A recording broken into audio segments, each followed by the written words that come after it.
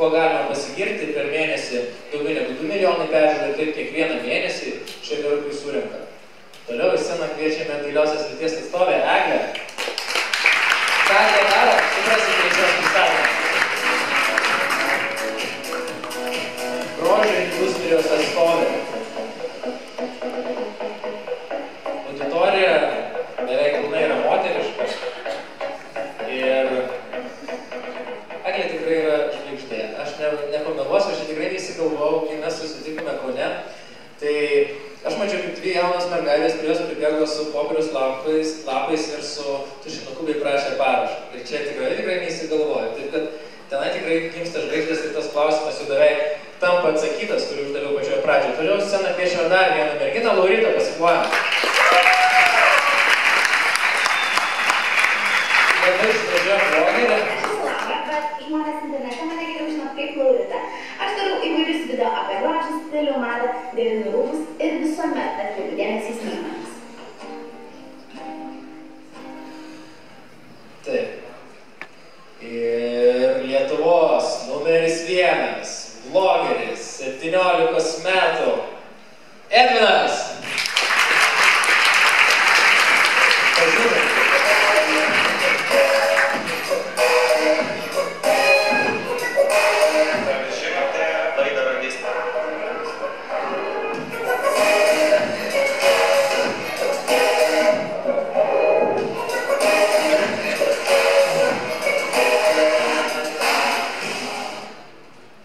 Tai turime scenoje puokštę Lietuvos YouTube žvaigždžių.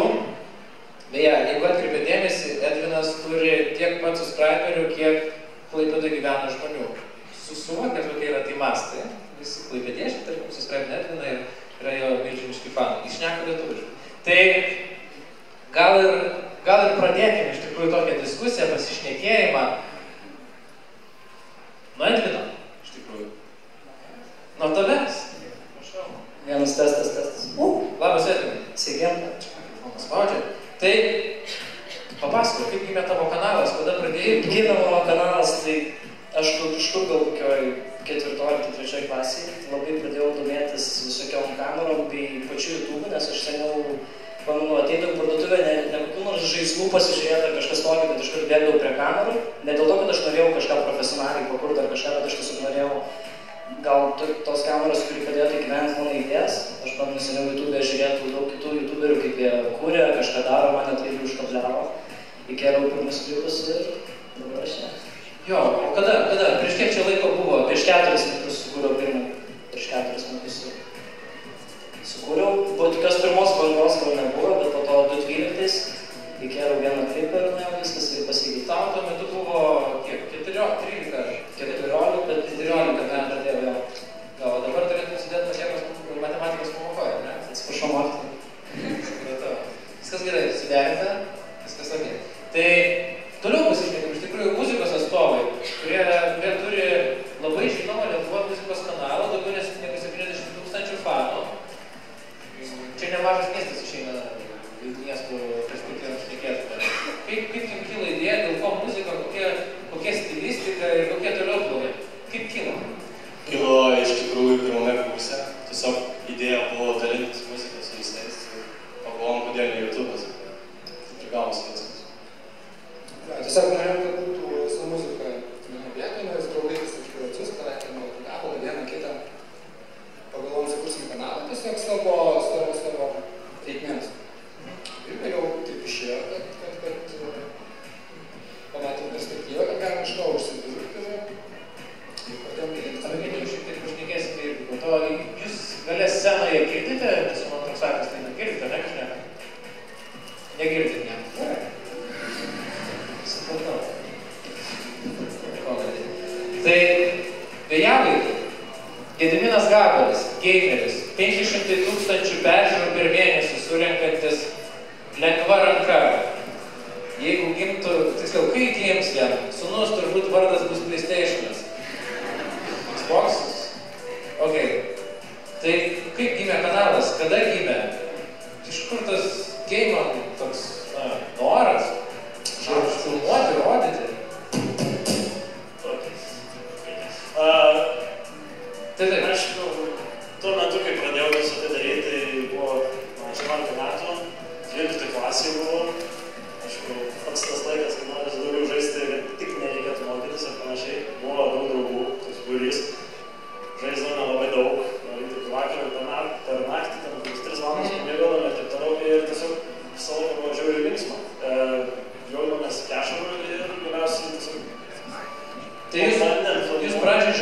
tarpusavį viską filmuodavot, ar ne? Ne, nefilmavom, bet tiesiog po to kilo tokia mintis. Žinojau, kad egzistuoja kiti tokie youtuberiai pasauliniai, kurie kažką žaidžia. Ir iš pradžių tai netgi kiti filmuodavo, man siūsdavo medžiagą, aš karpydavau, montuodavau ir panašiai. Jo, o sakai, kad pradėjai iki tavo 18, tai dabar tau yra 35 kokie? Ar? 22. Supratau. O ką tėvai sakė? Žaidimai, akis, vidinės, man tai senas nepirka. Ir veiksmo filmų nieko, kas su spurtu ir panašiai.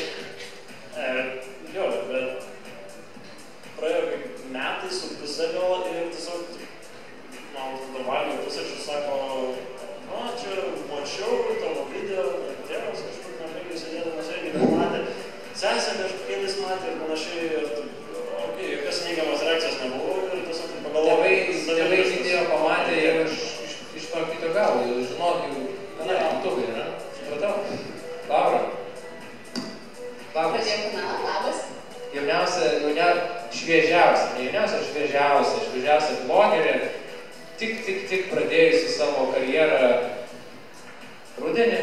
Papasakok, kodėl kilo mintis ir beje, tavo pirmas blogas labai gerai pavykęs yra, ne taip kaip kuriuo. Niekas neaišku, bet. Prasidėjo viskas nuo to, kad buvau pasiekus tokią stadiją, kad arba turėjau kažką daryti, arba turėjau nustoti žiūrėti YouTube'ą. Tai supratau, kad man reikia kažką daryti. Ir nufilmavau pirmą video. Ir taip ir prasidėjo ir staigiai pradėjo kilti subscriberiai. Ir tada supratau, kad čia jau nejuokauju ir kad reikia viską rimčiau žiūrėti. Dabar turi šiek tiek daugiau negu 5000 prenumeratorių, taip? Panašiai.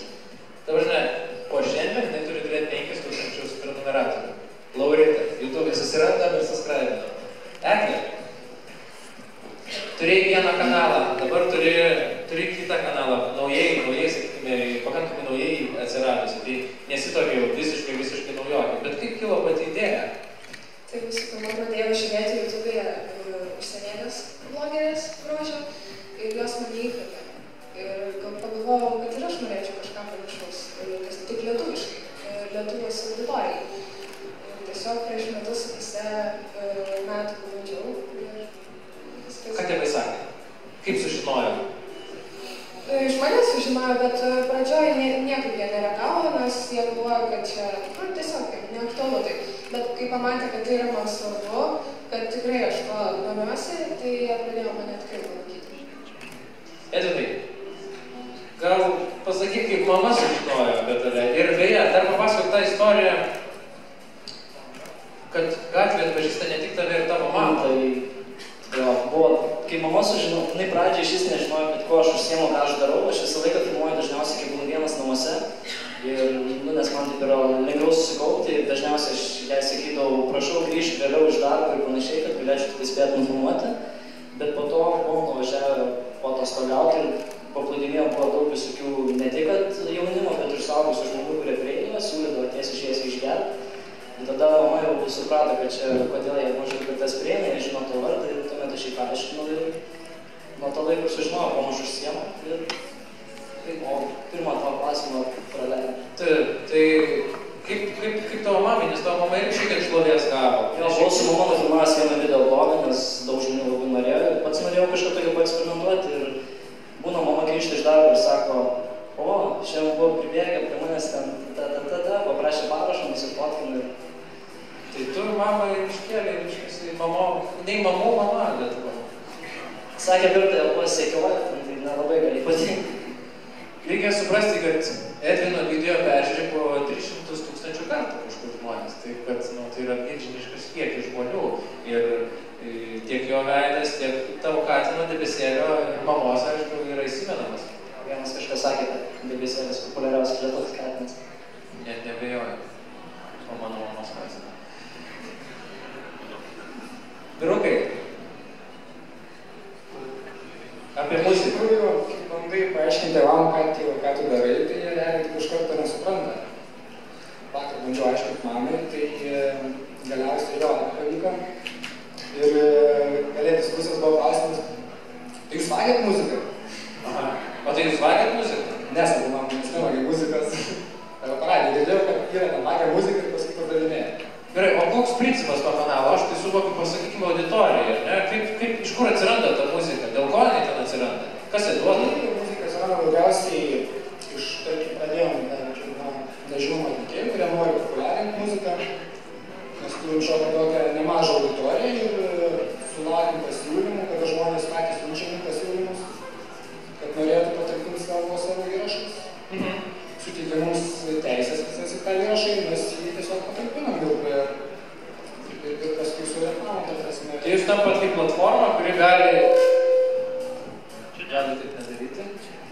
gali išprominti, vadinkime taip, kažkokį tai muzikinį kūrinį. Jūs turite didelį auditoriją, dėl to pas jūs atlikėjai nori dėti savo kūrinius ir tokiu būdu tapti garsesni. Taip? Ja, pasauliniu mastu, netgi daugiau negu Lietuvoje. Pas mus yra 30% kažkur auditorijos. Gediminai. Užsieniečiai, PewDiePie, na, irgi gameris, tu irgi darai tokio tipo video. Ar tu, pavyzdžiui, seki? Ką tu apskritai seki YouTube'ai? Pats kaip to žanro, sakykime, specialistas? Ar yra kažkokie prenumeratoriai? Pagrindė vien tik naujienų video visokius iš pramogų pasaulio, apie filmus arba apie žaidimus išvykstančius, gandus visokius, klausosi ir panašiai. Supratau, nelabai trumpai. Tu mėgsti visokius gandus. Žiūrėkit, aš turiu tokią dalį, kur yra nelabai repetuota su auditorija, bet kadangi prakalbai, aš paklausiu, bet čia tu.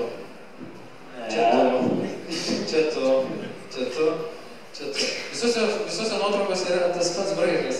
Kodėl tai įsigandusi į išvaizdą, reiškias, ir tai jau tapo kaip tavo prekinis ženklas, iš tikrųjų, jeigu stebėtumėt, jei pamatytumėt, kad visur Gediminas yra toks išskirtinumas. Kaip jis čia atsirado? Čia gal kokia veido lyga. Bet turbūt tai yra nuo vaikystės, nes aš pradėjau dar tavo vieną labai gerą nuotrauką. Ateina su amžiu. Pažįstu tavo mokytoją. Gal čia ne aš? Ne, čia ne tu. Kadangi aš kai ką suradau apie tave, reikėtų pažiūrėti, ką dar žinau apie kitus žmonės. Galima šitai garsiai?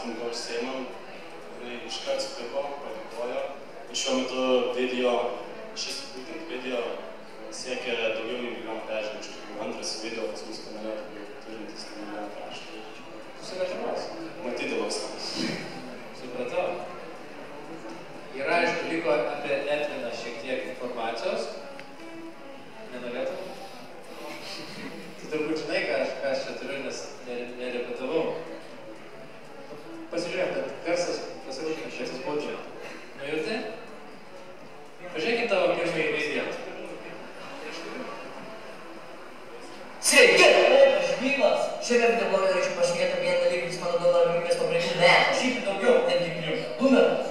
Ne. Yra tokia dėla, prieš 2 metus darau frontflipą. Savo patį pirminį frontflipą. Ir aš... Kas čia?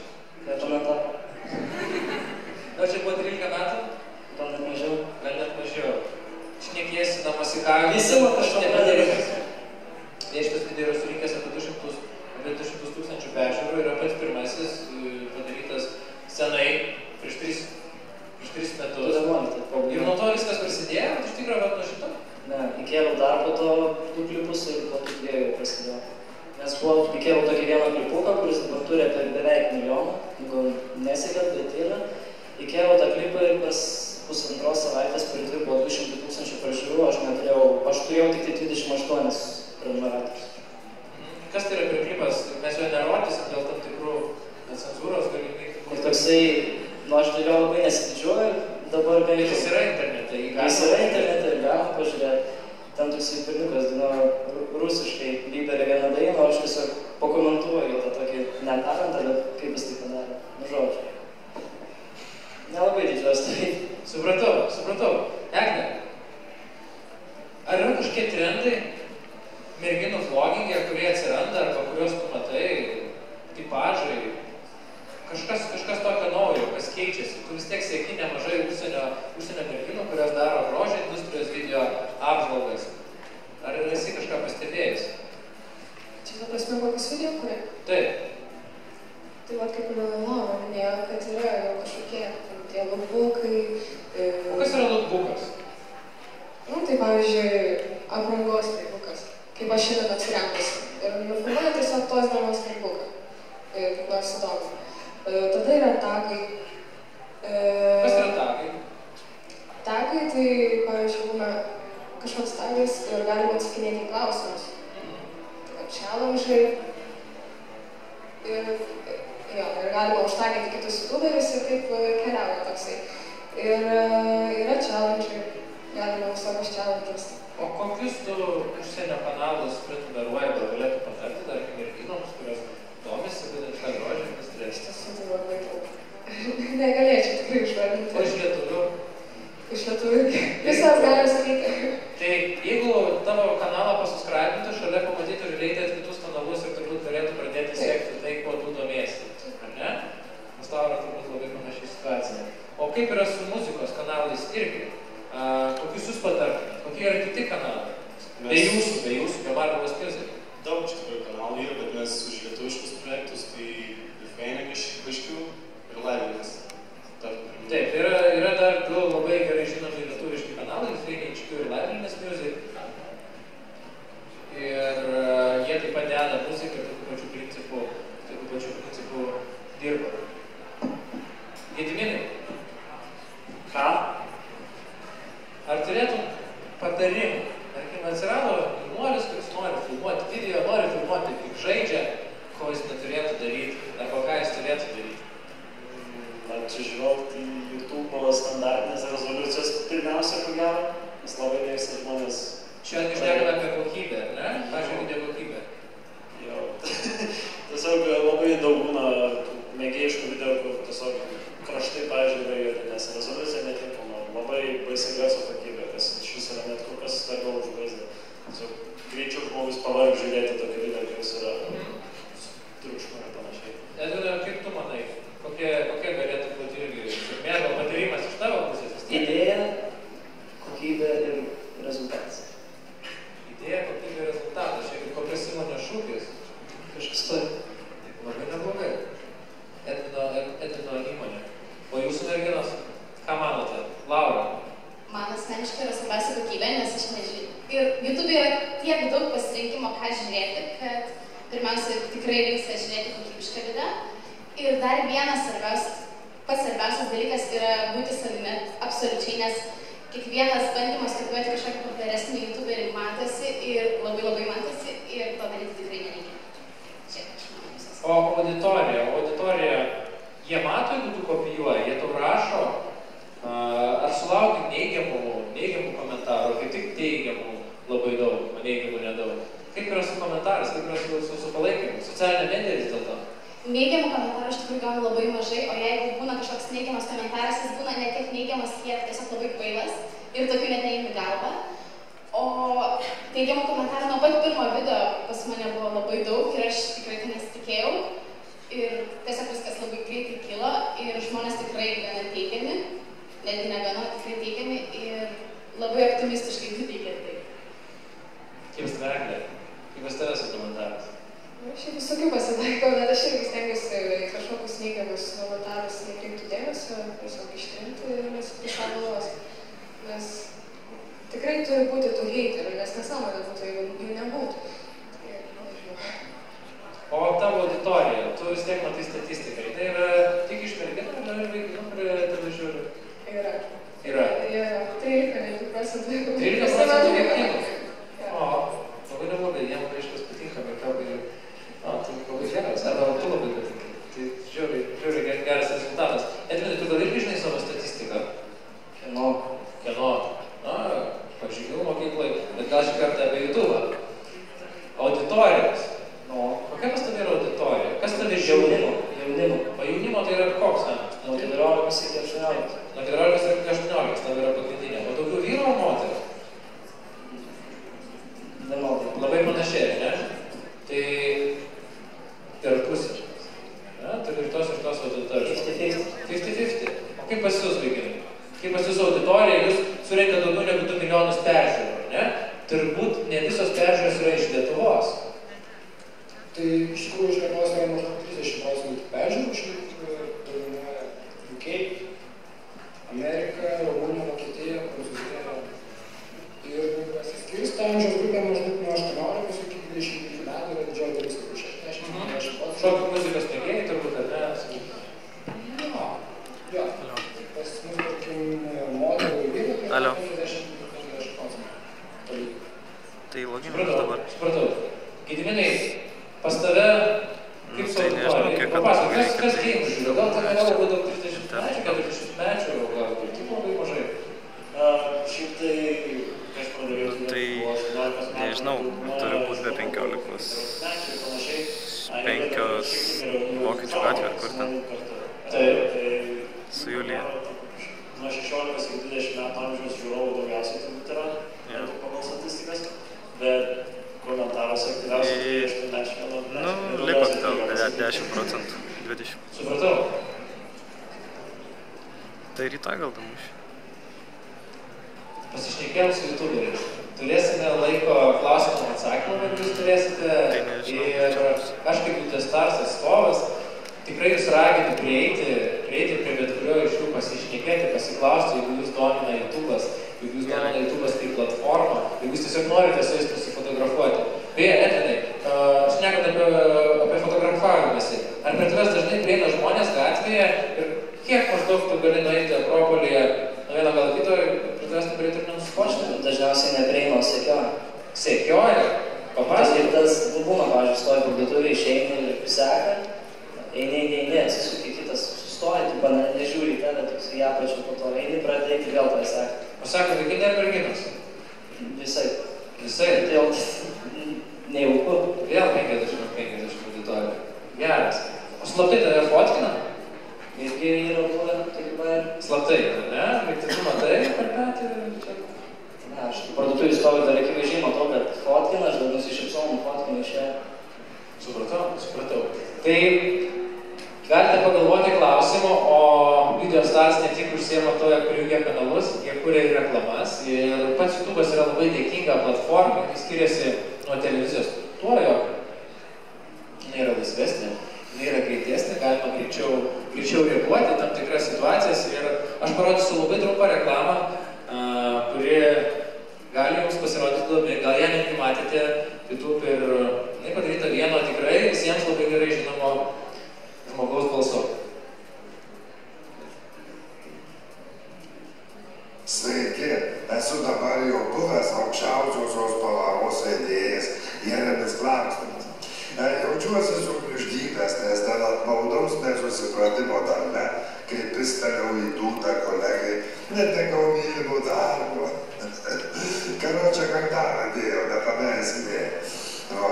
Kurį laiką pergyvenau, sutriko miegas, virškinimas, lovos reikalai. Tačiau dabar esu ramus ir žinot kodėl. Ogi todėl, kad Hamondas užrodė interneto svetainę Planet CV Online LT. O čia dar pasiūlo ne tik televizijų kanalai, bet ir kiti ūkio subjektai. Čia didelė pasiūla, o aš juk moku ne tik plepėti per televizorių, bet ir vairuoti va.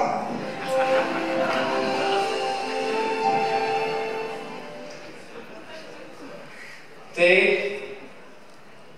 tokiu pavyzdžiu noriu parodyti, jog YouTube'as yra tikrai patraukli platforma reklamos užsakovams ir galimybės yra tikrai beribės, tiek kuriant pačią reklamą, tiek integruojant product placementą į kanalus, į jau turinčius kanalus, reiškia savo autoritetą, turinčius savo auditoriją.